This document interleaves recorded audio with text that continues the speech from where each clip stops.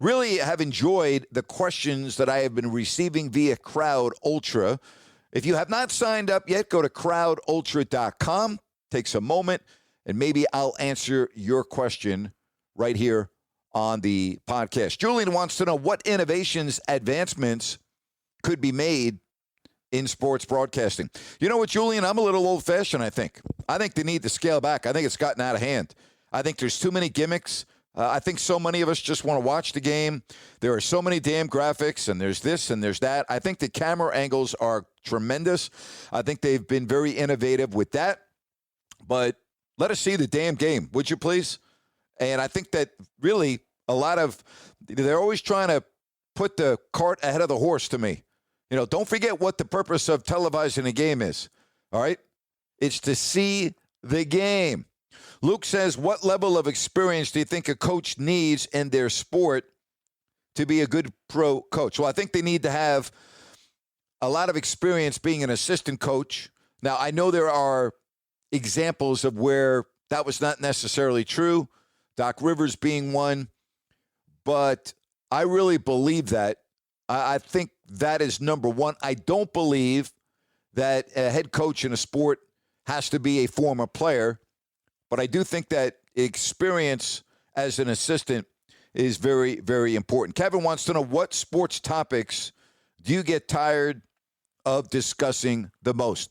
I don't really get tired of discussing topics, but the one thing that continues to piss me off and bothers me are the people that turn their heads the other way when LeBron James puts out a tweet, or, they cover a sport and they know that what's going on is wrong, and they just bury their head in the sand because they don't want to upset anybody. That probably bothers me the most. And I know I didn't answer your question specifically the way you wrote, but that's how I feel. Zach says, you talked about the best NBA players from Duke. Where does Jason Tatum fit in? That's a really good question, Zach. I did not include Tatum just because he's so young in his career.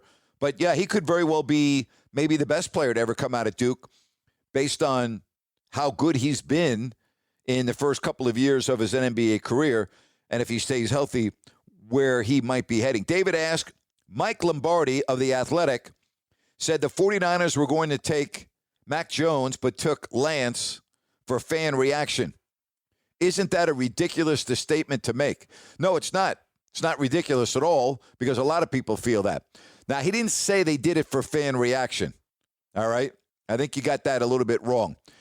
He said that the outside influence, not from the fans, but from within his front office particularly, made Kyle Shanahan change his mind and go along with the majority from Jones to Lance. I think Mike Lombardi's right here, David. I think most people will tell you the 49ers moved up originally to take Mac Jones, the quarterback out of Alabama. And a lot of people have reported this, and I believe it to be true as well. They did not shift to Trey Lance until very late in the proceedings. So, no, I don't think that's a ridiculous statement to make at all. Again, he didn't say for fan reaction. That's not why they did it. It was not because of fan reaction. Ian wants to know, is John Elway's legendary status overrated? Hell no. Did you watch him play? He was a great quarterback. Great. Overrated? No. In my opinion, he's one of the top 5 quarterbacks in the history of the National Football League.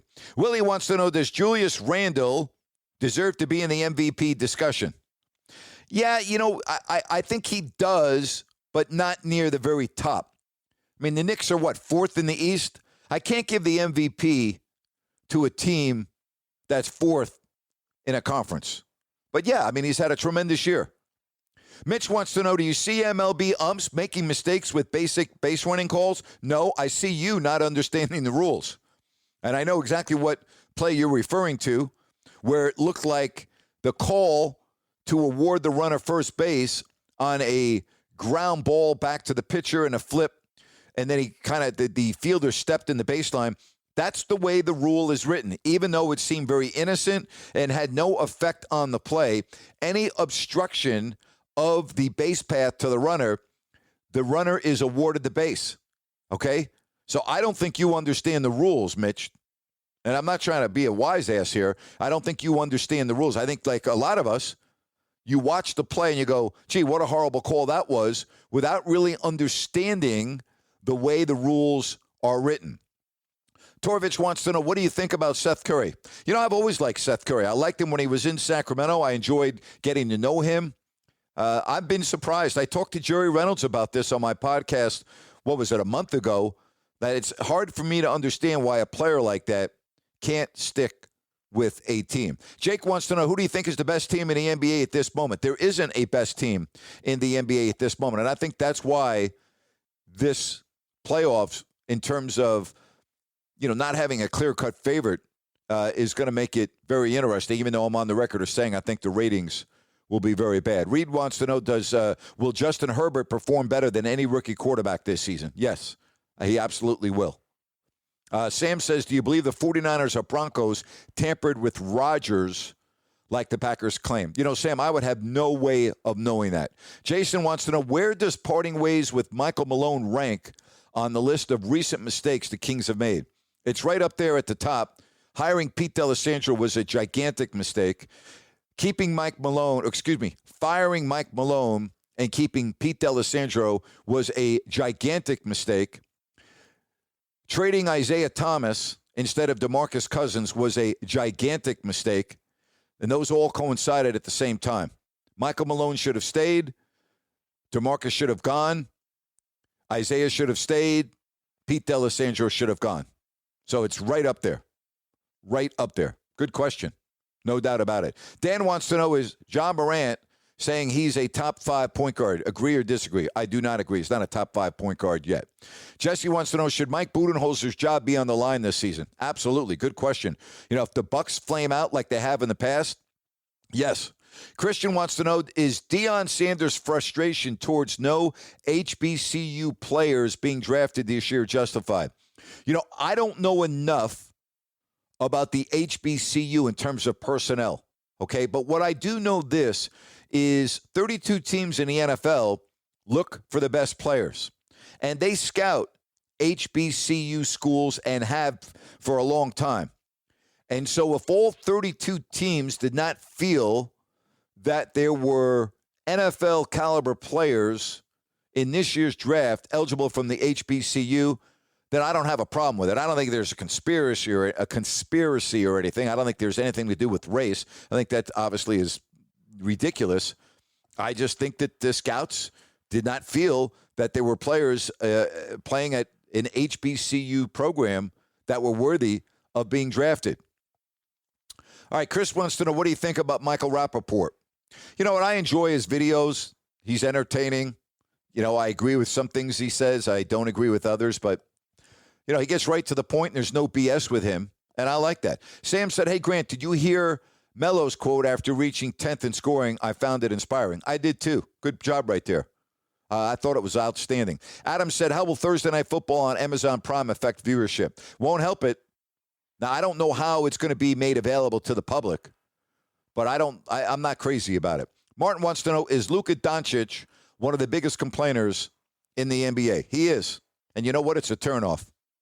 He is. I did a rant on this the other day. Shut up and play the freaking game. 16 technical fouls. The next one will result in an automatic suspension. He's too good of a player for that. Stop it already. Shut up and play the game. Yeah, it's not like this guy's won championships. Not that gives you carte blanche to yell at the referee, but think about this. He been in one playoff series? And I got to listen to Luka Doncic complain on every single whistle, you know, as if he's the greatest thing since sliced bread? Stop it. Play the freaking game, would you please? Play the game. It's time for Rant. Hey, today's rant's brought to you by